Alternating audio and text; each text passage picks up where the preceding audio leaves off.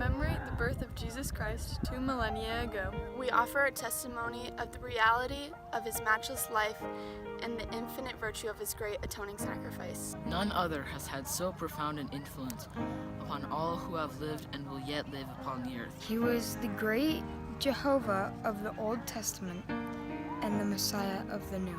Under the direction of the Father, he created the earth. All things were made by him, and without him was not anything made that was made.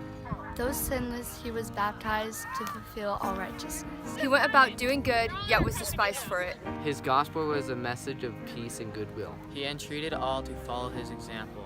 He walked the roads of Palestine, healing the sick, causing the blind to see and raising the dead. He taught the truths of eternity, the reality of our premortal existence, the purpose of our life on earth, and the potential for the sons and daughters in the life to come.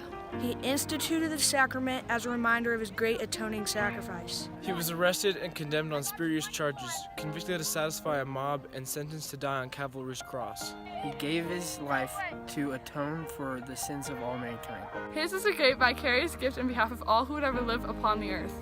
We solemnly testify that his life, which is central to all human history, neither began in Bethlehem nor concluded on Calvary. He was the firstborn of the Father, the only begotten Son in the flesh, and the Redeemer of the world. He rose from the grave to become one of the first fruits of them that slept. As risen Lord, he visited among those he had loved in life.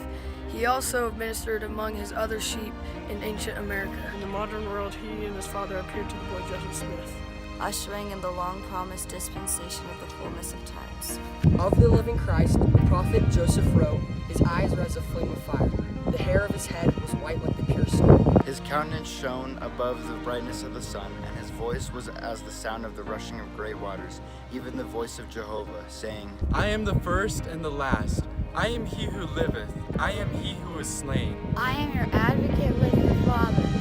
Of him the prophet also declared, and now after the many testimonies which have been given to him, this is the testimony last of all, which we give of him, that he lives. For we saw him, even on the right hand of God. And we heard the voice bearing record that he is the only begotten of the Father. That by him, and through him, and of him, the worlds are and were created, and the inhabitants thereof are begotten sons and daughters unto God. We declare in words of solemnity that his priesthood and his church have been restored upon the earth, built up a foundation of apostles, prophets, and Jesus Christ himself being the chief cornerstone. We testify that he will someday return to earth, and the glory of the Lord shall be revealed, and all flesh shall see it together. He will rule as King of kings and reign as Lord of lords, and every knee shall bend, and every tongue shall speak in worship before him.